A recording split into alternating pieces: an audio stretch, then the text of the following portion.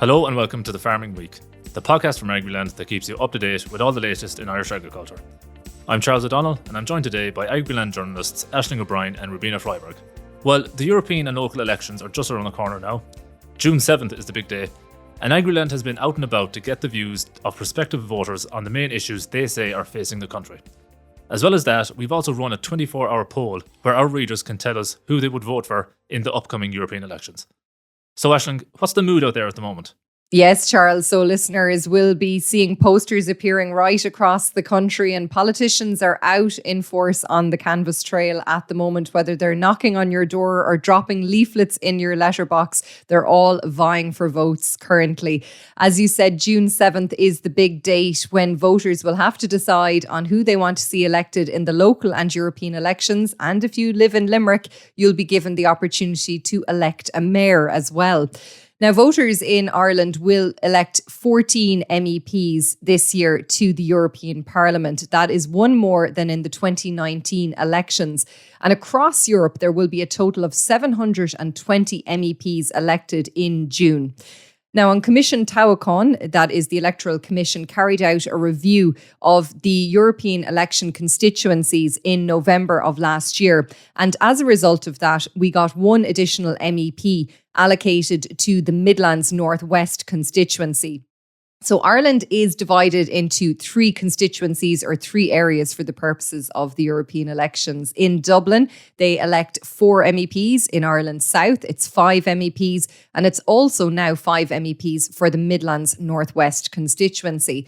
So currently there are 73 candidates vying for your number one vote across those three constituencies in the European elections. And those constituencies outside of Dublin are quite vast, Charles. So it's quite a lot of ground that they have to cover. I suppose if you look at maybe the likes of Ireland South, that covers Clare, Kerry, Cork, Limerick, Tipperary, Waterford, Carlow, Kilkenny, Wexford and Wicklow. Quite a lot of mileage to build up and quite a lot of babies to kiss and doors to knock on in those kind of constituencies. Equally vast in Midlands Northwest as well. In Dublin, you only have to worry about the city and the county, but I'm sure there's quite a lot to cover there as well. So as you said, Charles, ahead of the elections, Agriland took to the streets of towns and villages across Ireland to ask the public what were the issues that matter most to them. Here's what they had to say. Certainly in a rural environment and where I live, certainly our farming community are definitely under pressure. I would definitely like to see more help for the horticultural side of things, particularly the organic farming side of things. I feel like there's nothing like for young people in the area that like is keeping them here. From European politicians, so that I suppose I'd like some help at local level for local people, because Europe seems very far away. In terms of agriculture, I think like farmers probably do need direction on making farming more sustainable and probably working for the benefit of the planet, whatever form that takes, okay, because different people have different ideas. Obviously methane is a big issue, but no cows, no meat. So that's a flavour of what the electorate have on their wish list ahead of the European elections and what they want their new crop of MEPs to deliver in the next term. But along with that, Agriland also ran a 24-hour ad hoc straw poll asking our readers who they plan to vote for in the European elections. And the results are in for the Farming Week. We have an exclusive, hot off the presses. A drum roll, please, Charles, if you would oblige, because we had just shy of 2,500 submissions in that 24-hour period. And I suppose a lot of the time people feel that the electorate are maybe disengaged in politics, but this shows there's quite an appetite to share what they feel ahead of the European elections.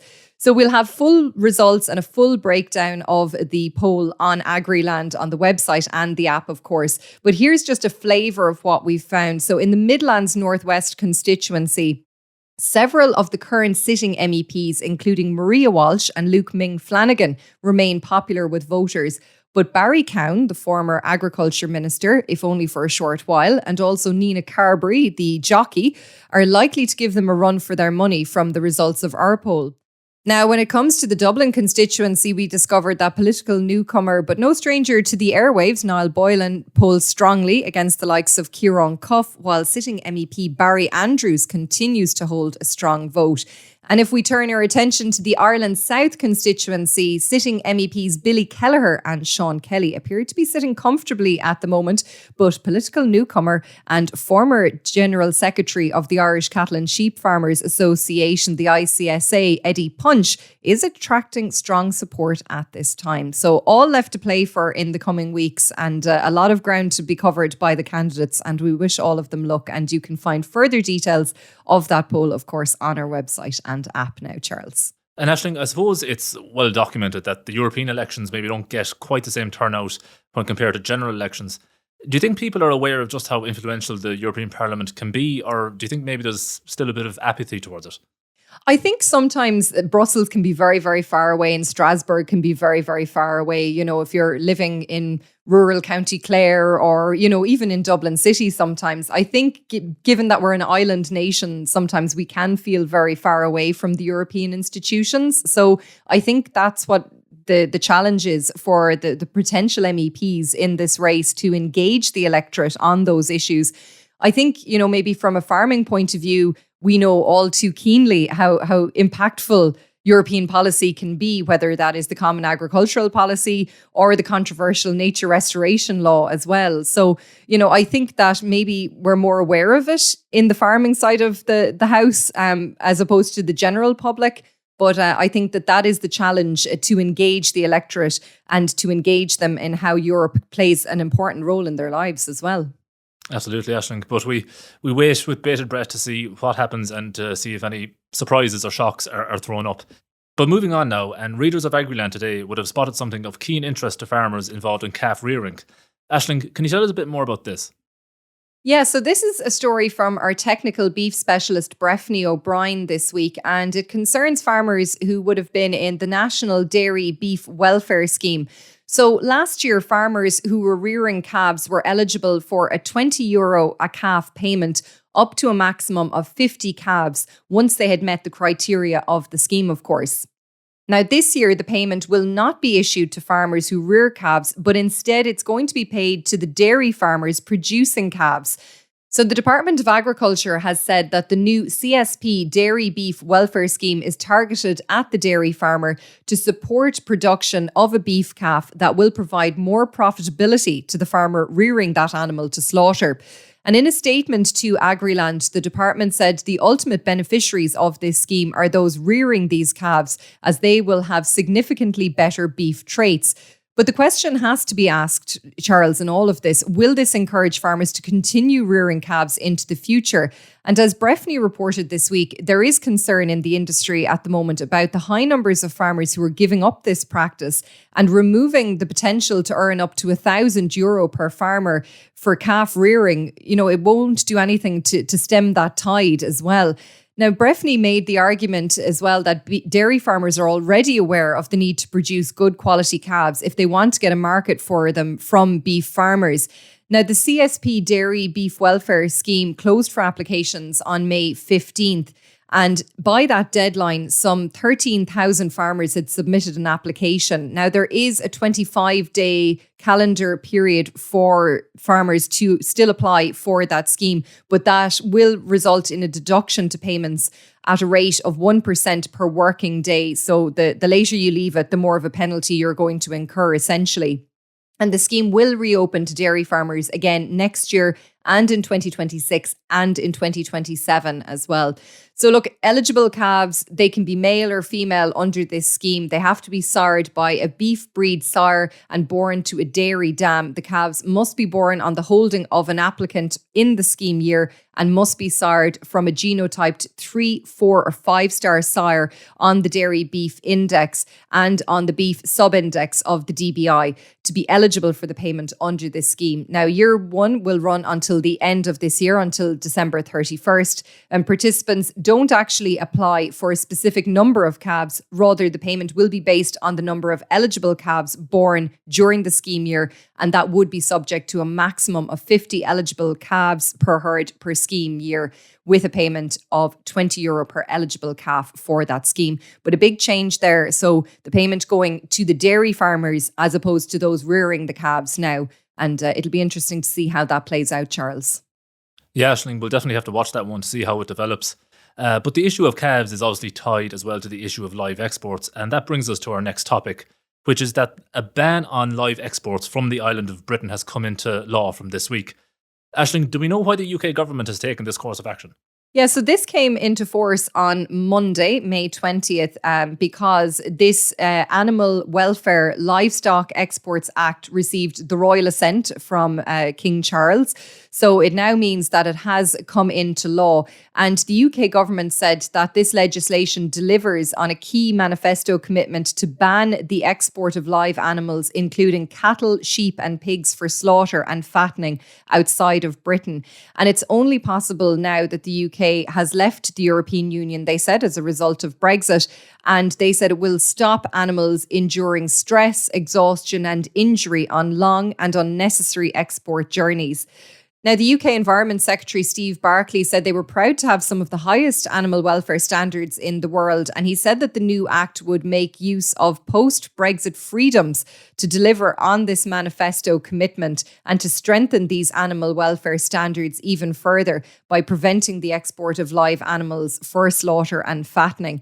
Now, live exports in certain specific circumstances will be allowed, for example, for breeding and competitions, provided that the animals are transported in line with legal requirements which protect their welfare.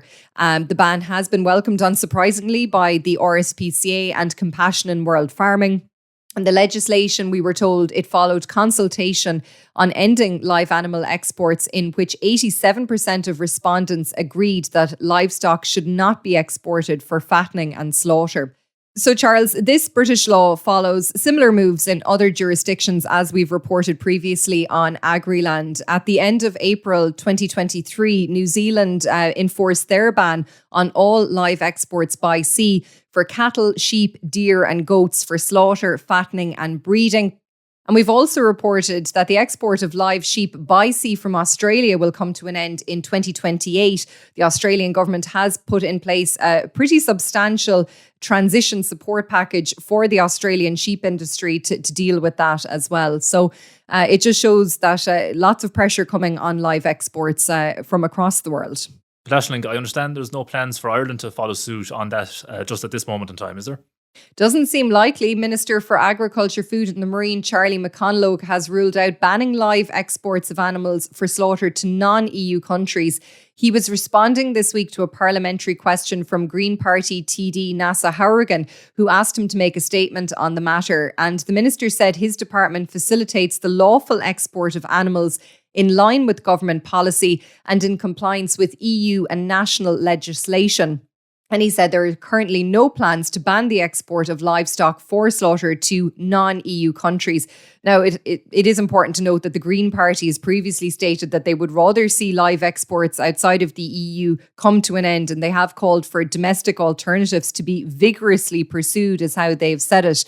And according to the latest data provided by the Department of Agriculture to Board BIA, we learned that almost 12,000 live cattle were exported from Ireland to non-EU countries up to May 4th of this year. That's actually an increase of 8,300 head compared to the same period in 2023.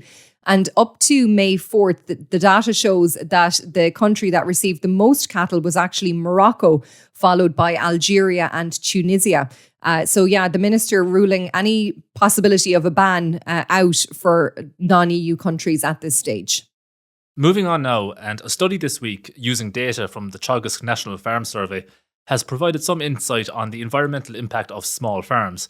Aisling, how many farms in Ireland are classed as small, first of all, and what does this study say about them? So out of the over 135,000 farms in Ireland, over 48,000 are classified as being particularly small in economic terms. Now, small farms by definition have a standard output of less than €8,000 annually, and these farms occupy about 15% of the agricultural land area in Ireland. And over half of the country's small farms are located in the northern and western regions of the country. Now, we're not going to have time to go through all of the findings of this study, which you can find on our website and app, but let's just highlight some of them. And we'll start with the environmental impact, Charles, as you highlighted. And this study shows that the low level of chemical fertilizer use for these smaller settings is reflected in lower nitrogen and phosphorus balances, compared to the rest of the farm population. Now, the low stocking rate on these farms also means that they have low levels of greenhouse gas emissions. And just 4% of the greenhouse gas emissions produced by Irish agriculture originate from these 48,000 holdings. However, it has to be said there are low emissions on these farms, but there are also low outputs. And the study revealed that these farms actually produce more greenhouse gas emissions per kilogram of meat than is the case for the rest of the cattle and sheep farm population. This means that even though they produce very little greenhouse gas emissions in total, smaller farms are less efficient essentially for emissions than the rest of the farm population. Now, given their extensive rather than intensive nature, though, the study noted that small farms are very important for biodiversity as well. Now, looking at the economics of these farms, we learned that in 2022, the average family farm income on small cattle and sheep farms was just €2,600 compared to an average income for the rest of the cattle and sheep farm population of over €15,000. Now, over 80% of the small farm households have non-farm income sources, either through off-farm employment or through a pension. And the average age of farmers on these small holdings is 60. And that does bring us, of course, to what's going to happen to these farms in the future, Charles. And the study found that over the next 5 years, more than 1/3 of small farm operators intend to continue farming as is, with a further 27% intending to lease out their land. A successor has been identified on more than half of these farms, and around half of the farm operators would expect to transfer their farm to the successor in the next 5 to 10 years. Now, a further 1/5 expect to have changed their farm system or to have scaled back their farming activity, while the remainder expect to be farming with a successor or to have scaled up their farming activity to some extent.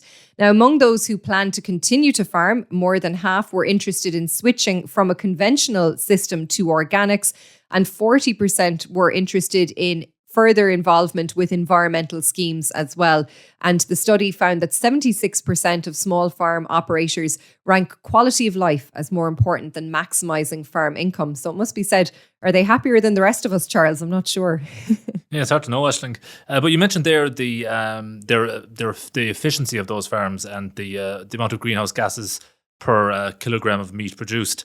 But I suppose factors like age profile of the farmer and the amount of overall income, both non-farm and from the farm, I suppose factors like that can impact the overall efficiency of a farm business. Yeah, of course they can. And I think it is interesting that move to want to move into organics as well. And I think that's the type of farmer that is really being targeted by the organic farming scheme as well by the department, Charles, is to bring those small holdings in. And even though I suppose their chemical fertilizer use wouldn't be, very extensive, if you did have a lot of those farms, and there's a considerable number of farms out there, 48,000 plus. If a huge chunk of those did move into organics, that would go some way to improving efficiency there as well in terms of emissions. But no, it is an interesting point that you make. In other developments this week, there has been a significant announcement that may interest farmers who are producing renewable energy on farm. Rubina, can you tell us a bit more about this? Yes, Charles. So the Department of the Environment, Climate and Communications launched a second phase of the small-scale renewable electricity support scheme, which will provide some opportunities for farmers to export renewable energy. So this phase of the scheme focuses on export projects and provides market supports for so-called renewable energy communities and small and medium-sized enterprises, SMEs, which includes farmers with fixed tariffs for solar and wind projects between 50 kilowatt and 6 megawatt. So what's in it for farmers? Farmers can receive €130 per megawatt hour for solar PV up to 100 megawatt or €120 per megawatt hour for solar PV between 1 megawatt and 6 megawatt. However, it is important to note here that the department will only finalise the detailed terms and conditions of the scheme later this year, when the scheme will also then come into operation. Thanks, Rubina. Finally this week, we saw the announcement of the coveted Teagasc FBD Student of the Year for 2023, which recognises standout students in Teagasc's educational establishments around the country. Aisling, who took home the top prize this year? Well, the top prize went to Danny Doyle from Rathangan in County Kildare because he was named the overall winner of this year's competition. He completed a level 5 certificate in agriculture and then went on to do a level 6 advanced crops and machinery certificate at the Teagasc Kildalton Agricultural College in Kilkenny. He currently farms with his parents on a large-scale tillage operation in Kildare, and in addition to winning the overall Student of the Year title, he was also successful in the Full-Time Agriculture Category Award. Now, Danny dedicated his award on the night to his granduncle Ned, who sadly passed away recently, Charles. So that was very, very poignant.